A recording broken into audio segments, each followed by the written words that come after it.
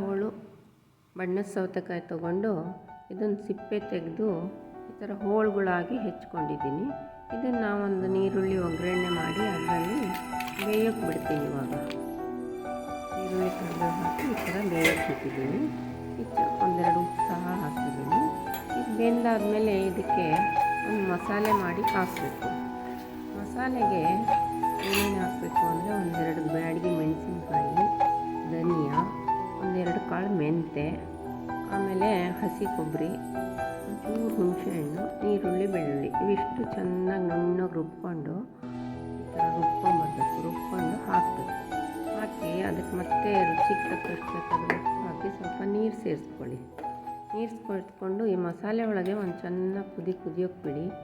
ಚೆನ್ನಾಗಿ ಕುದ್ಮೇಲೆ ದೋಸೆಗೆ ಅಥವಾ ಅನ್ನಕ್ಕೆ ಸರ್ವ್ ಮಾಡ್ಕೊಂಡು ಉಂಡ್ರೆ ತುಂಬ ಟೇಸ್ಟಾಗಿರುತ್ತೆ.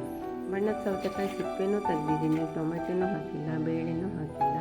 ಇದು ಎರಡೇ ಜನ ಇದ್ದಲ್ಲಿ ಈ ಥರ ಮಾಡಿಕೊಂಡು ಸಾರು ಮಾಡಿಕೊಂಡ್ರೆ ತುಂಬ ಚೆನ್ನಾಗಿರುತ್ತೆ. ಊಟಕ್ಕೆ ತುಂಬ ರುಚಿಯಾಗೂ ಇರುತ್ತೆ. ನೀವು ಒಂದು ಸಲ ಮಾಡಿ ನೋಡಿ, ಕಮೆಂಟ್ ಮಾಡಿ ಹೇಗಿತ್ತು ಅಂತ.